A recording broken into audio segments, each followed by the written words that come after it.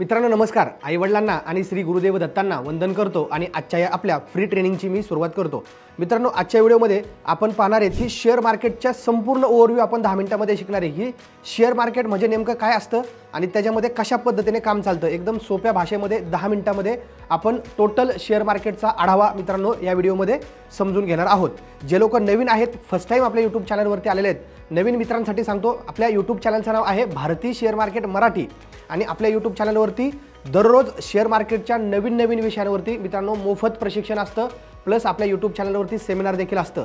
त्यासाठी लगेच आपला चॅनल सबस्क्राइब करा, बेल आयकॉन हिट करा आणि घरातले जे जवळचे फॅमिली मेंबर आहेत त्यांना देखील आपला चॅनल सबस्क्राइब करायला सांगा, जेणेकरून त्यांनाही शेअर मार्केट दररोज शिकता येईल आणि चांगल्या पद्धतीने शेअर मार्केटमध्ये ट्रेडिंग आणि इन्व्हेस्टमेंट करून पुढे जाता येईल।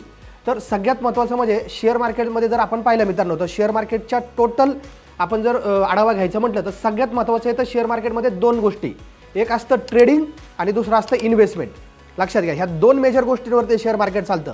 शेअर मार्केट मध्ये व्यक्ती येतो ॲज अ ट्रेडर म्हणून किंवा ॲज अ इन्व्हेस्टर म्हणून, किंवा काही लोक दोन्ही गोष्टी करतात, ट्रेडिंग पण करतात आणि इन्व्हेस्टमेंट पण करतात। पण सगळ्यात बेस्ट मित्रांनो लॉंग टर्म इन्व्हेस्टमेंट ही सगळ्यात बेस्ट असते। आता ट्रेडिंग म्हणजे काय तर ट्रेडिंगमध्ये शॉर्ट टर्ममध्ये ट्रेडिंग करणं। आता ट्रेडिंगमध्ये प्रकार समजून घ्या। ट्रेडिंगमध्ये सगळ्यांनी नोटपॅड पेन जर असेल तर व्यवस्थित लिहून घेतलं तर प्रॉपर शेअर मार्केटचा आढावा तुमच्या मित्रांनो लक्षात येईल।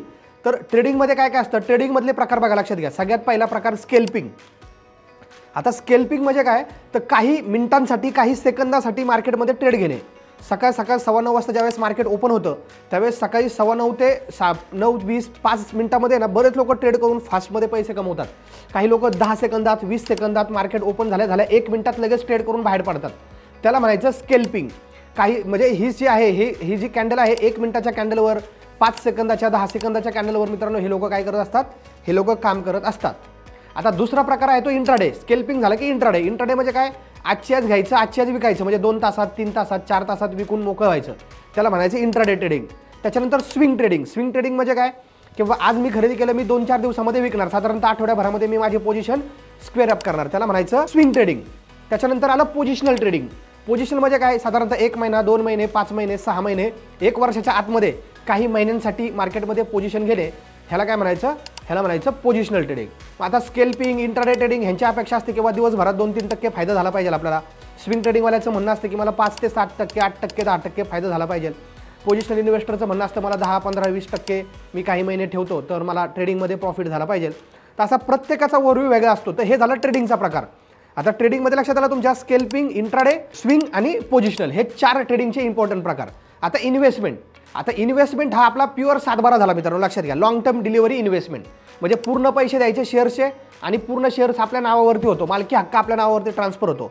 आता तुम्ही हे इंट्राडे स्केल्पिंग हे जे करता तुम्ही ह्याच्यामध्ये तुमच्या मालकी हक्क तुमच्या नावावरती होतो का, तर नाही होत, कारण तुम्ही त्याच्यावरती मार्जिनमध्ये ट्रेडिंग करता। मार्जिनमध्ये म्हणजे साधारणतः 1 लाखाचे शेअर्स असतील तर तुम्ही ट्रेडिंगसाठी 10,000 रुपये भरता।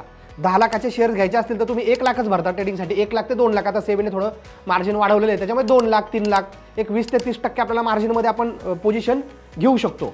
लक्षामध्ये कशामध्ये, ट्रेडिंगमध्ये। पण इन्व्हेस्टमेंटमध्ये आपल्याला पूर्ण पैसे द्यावे लागतात आणि हा एक आपला 7/12 म्हणतो। इन्व्हेस्टमेंटमध्ये ज्यावेळेस आपण शेअर्स घेतो, समजा मी डीमार्टचे शेअर्स घेतले, मी टाटा मोटरचे शेअर्स घेतले, मी मारुतीचे शेअर्स घेतले, मी बजाज फायनान्सचे शेअर्स घेतले, मी TCSचे शेअर घेतले, तर त्याचा मालकी हक्क आपल्या नावावरती ॲक्च्युअलमध्ये खरं शेअर मार्केट ते की आपल्या नावावरती डायरेक्ट शेअर्स मिळतात, आपण त्याच्यावरती लोन सुद्धा काढू शकतो। माझ्याकडे समजा 1 कोटीचे शेअर्स आहेत तर मी 50 ते 60 लाखाचं लोन मला 1 तासात लगेच बँक देते। हे तर लक्षात, माझ्याकडे तर समजा 10 लाखाचे शेअर्स आहेत तर मला बँक 5 ते 6 लाखाचं लोन लगेच 1 तासामध्ये देणार। हे तर लक्षामध्ये ही खरी संपत्ती आहे। बाकी ट्रेडिंग वगैरे हे सगळ्या इसार पावते आहेत आणि हे म्हणजे काय आहे, इन्व्हेस्टमेंट म्हणजे 7/12 आणि ट्रेडिंग म्हणजे इसार पावत्या। इसार पावते केल्यावरती आपल्याला जमिनीच्या 7/12 होतो का नावावरती, मालकी हक्क मिळतो का, नाही, ते फक्त टेम्पररी नावावरती परत विकली जाते। पण इन्व्हेस्टमेंट हा आपला 7/12 आहे। मी नेहमी सांगतो लोकांना की आपला इक्विटीचा शेअर मार्केटचा 7/12 वाढवा। मराठी लोकांना माझं सांगणं आहे की टोटल संपत्तीमध्ये कमीत कमी 25% तरी 50%पेक्षा जास्त पाहिजे। म्हणजे जेवढं 100 वजा आपलं वय, समजा 100, आता माझं वय समजा 34 आहे तर 100 वजा 34 66% माझ्या संपत्तीमध्ये इक्विटी पाहिजे। समजा कोणाचं वय 40 आहे तर 100 वजा 40 म्हणजे 60% त्याच्या संपत्तीमध्ये इक्विटी पाहिजे। समजा कोणाचं वय 70 आहे तर 100 वजा 70 तर 30% त्याच्या संपत्तीमध्ये इक्विटी पाहिजे।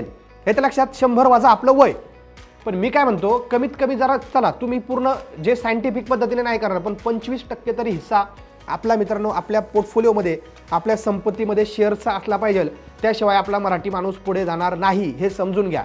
हे खूप गरजेचं आहे. हे पैशांचं सायन्स तुम्हाला कळणं गरजेचं आहे. जगातले जे श्रीमंत लोक आहेत त्यांच्या संपत्तीमध्ये 92% इक्विटी आहे. आता हे झालं लॉंग टर्म इन्व्हेस्टमेंट, येतं लक्षामध्ये. आता मार्केटचे प्रकार कुठले कुठले आहेत शेअर मार्केटमध्ये? तर शेअर मार्केटमध्ये टाईप्स ऑफ मार्केट, त्याच्यामध्ये इक्विटी मार्केट एक येतं शेअर मार्केटमध्ये. इक्विटी मार्केट, कमोडिटी मार्केट आणि करन्सी मार्केट, हे ते जे 3 मेजर प्रकार आहेत, 3 सेगमेंट आहेत आपल्या भारतीय शेअर मार्केटमध्ये. इक्विटी मार्केट, कमोडिटी मार्केट आणि करन्सी मार्केट.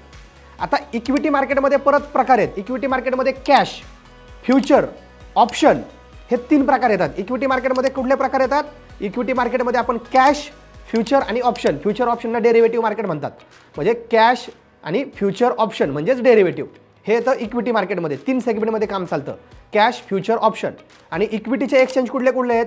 NSE आणि BSE, नॅशनल स्टॉक एक्सचेंज आणि बॉम्बे स्टॉक एक्सचेंज, हे इक्विटी मार्केटचे सगळ्यात मोठे 2 एक्सचेंज आहेत. आता इक्विटी मार्केट म्हणजे सगळ्याच्या लक्षात आलं की शेअर्स, म्हणजे इक्विटी मार्केट जसं टाटा मोटर्स, महिंद्रा, मारुती, बजाज असे 5000च्या आसपास कंपन्या इक्विटी मार्केटमध्ये लिस्टेड आहेत. आता बऱ्याच कंपन्या डिलिस्ट केल्या, 7000 होत्या पण बऱ्याच कंपन्या डिलिस्ट करून टाकल्या सेबीने, येतं लक्षामध्ये. तर इक्विटी मार्केटमध्ये किती आहेत? आता जवळ 5000 ते 4 ते 5000च्या रेंजमध्ये कंपन्या आहेत. आणि इक्विटी मार्केट म्हणजे काय? तर कंपन्यांचे शेअर्स असतात, त्याला म्हणायचं इक्विटी मार्केट. दुसरं असतं कमोडिटी मार्केट. कमोडिटी मार्केट म्हणजे काय? तर जिथं वस्तू बाजार, जसं gold, silver, crude oil, copper, nickel, lead, zinc, aluminium, palm oil, ज्वारी, बाजरी, मका, विलायची, लवंग, धनिया, हल्दी, हे सगळं मित्रांनो, सोयाबीन, मेज, हे सगळं, मका, हे सगळं शेअर मार्केटमध्ये ट्रेड केलं जातं, त्याला म्हणायचं कमोडिटी मार्केट. आता कमोडिटी मार्केटमध्ये पण 2 गोष्टी आहेत, एक फ्युचर आणि ऑप्शन. लक्षामध्ये कमोडिटी मार्केटमध्ये कॅश नाही, आपण कमोडिटी मार्केटमध्ये कॅश मार्केट नाही, त्याच्यामध्ये फ्युचर आणि ऑप्शन, येतं लक्षामध्ये. हे 2 मार्केट आहेत. आणि कमोडिटीमध्ये आपण मालाची डिलिव्हरी सुद्धा घेऊ शकतो. ट्रेडिंगसाठी आपल्याला 10 ते 20% मार्जिन भरावं लागतं. आणि जर आपल्याला डिलिव्हरी पाहिजे असेल तर पूर्ण पैसे देऊन आपण मालाची डिलिव्हरी सुद्धा कमोडिटी मार्केट थ्रू मित्रांनो घेऊ शकतो, लक्षामध्ये. आता ह्याच्यामध्ये 2 एक्सचेंज आहेत कमोडिटी मार्केटमध्ये, MCX आणि NCDX, मल्टी कमोडिटी एक्सचेंज आणि national commodities derivative exchange, NCDX, हे 2 एक्सचेंज कमोडिटी मार्केटमध्ये आहेत. MCX मध्ये मेटल्स वरती ट्रेड होतं, gold, silver, crude, copper, nickel, zinc, झीड, ॲल्युमिनियम. आणि NCDX national commodities and derivative एक्सचेंजमध्ये मित्रांनो ॲग्रो कमोडिटीवरती ट्रेडिंग होतं, जसं सोयाबीन वगैरे मी जे तुम्हाला सांगितलं, ॲग्रो शेतीमाल, त्याचा NCDX मध्ये ट्रेडिंग केलं जातं. आता तिसरं मार्केट आहे करन्सी मार्केट.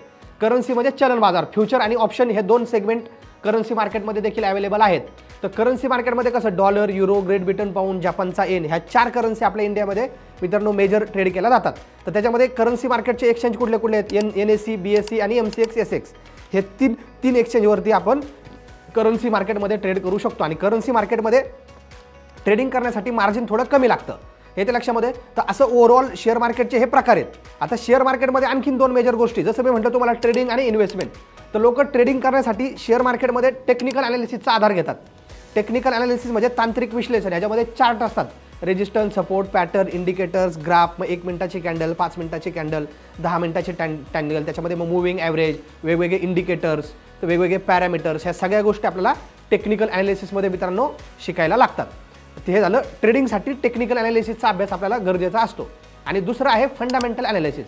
आता फंडामेंटल ॲनालिसिस म्हणजे काय? तर कंपन्यांचं बॅलन्स शीट, कंपन्यांचे कोअर व्हॅल्यूज, कंपन्यांचा रेशोज, कंपनीवरती किती कर्ज आहे, कंपनी किती प्रॉफिट कमवते, टॉप लाईन काय आहे, बॉटम लाईन काय आहे, कंपनीचं सेल्स मार्जिन किती आहे, कंपनीचं नेट प्रॉफिट किती आहे, ह्या सगळ्या गोष्टी, कंपनीचं प्रमोटरचं होल्डिंग किती आहे, रिटर्न ऑन इक्विटी किती, रिटर्न ऑन कॅपिटल एम्प्लॉईड किती, बरोबर का नाही, कंपनीचा पी रेशो किती, ह्या सगळ्या गोष्टी आपल्याला फंडामेंटल ॲनालिसिसमध्ये आपल्याला मूलभूत विश्लेषण ह्याला आपल्या मराठीमध्ये म्हटलं जातं. ह्या सगळ्या गोष्टी लॉंग टर्ममध्ये ज्यावेळेस आपल्याला शेअर्स घ्यायचे आहेत ना, तर आपल्याला टेक्निकल सोबत फंडामेंटल ॲनालिसिस खूप गरजेचं आहे. एक वेळेस टेक्निकल नाही पाहिलं तरी चालेल लॉंग टर्मसाठी, पण फंडामेंटल ॲनालिसिस मित्रांनो लॉंग टर्मसाठी शेअर्स घेताना हे खूप गरजेचं आहे, बरोबर का नाही. तर ह्या सगळ्या गोष्टींचा आपल्याला आढावा घेणं आणि ह्या सगळ्या गोष्टींचा आपल्याला अभ्यास करणं हे शेअर मार्केटमध्ये ओव्हरऑल ह्या सगळ्या गोष्टींचं एक स्ट्रक्चर आपण पाहिलं, येतं लक्षामध्ये. तर तुम्हाला जर व्यवस्थित पूर्ण शेअर मार्केट शिकायचं असेल, शेअर मार्केटमध्ये ट्रेडिंग कसं करायचं, इन्व्हेस्टमेंट कशी करायची, स्वतःच्या हाताने ट्रेड कसं करायचं, सेटअप स्ट्रॅटेजीज काय असतात, तर तुम्ही आपला शेअर मार्केटचा मास्टर कोर्स करू शकता. घर बसल्या 3 महिन्यांचा कोर्स आहे. तुमच्या वेळेप्रमाणे तुमचा जॉब पाहून, तुमचा बिझनेस पाहून प्रत्येकाने ज्यांना शक्य आहे त्यांनी एकदा तो कोर्स अटेंड करून घ्या, म्हणजे प्रॉपर तुम्हाला शिकून शेअर मार्केटमध्ये काम करता येईल. कोर्सची माहिती घेण्यासाठी आपण व्हिडिओच्या खाली डिस्क्रिप्शनमध्ये लिंक दिलेली आहे बघा, 1 नंबरमध्ये. काही अडचण असेल, काहीही शंका असेल शेअर मार्केट रिलेटेड, 70 57 10 10 10 हा मोबाईल नंबर तुमच्या मोबाईलमध्ये सगळ्यांनी सेव्ह करून ठेवा.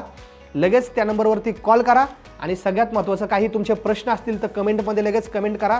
प्रत्येकाने व्हिडिओ जर पूर्णपणे व्यवस्थित समजला असेल तर प्रत्येकाने व्हिडिओ लाईक करा. शेवटपर्यंत व्हिडिओ पाहिला त्याबद्दल सगळ्यांचे मनापासून आभार.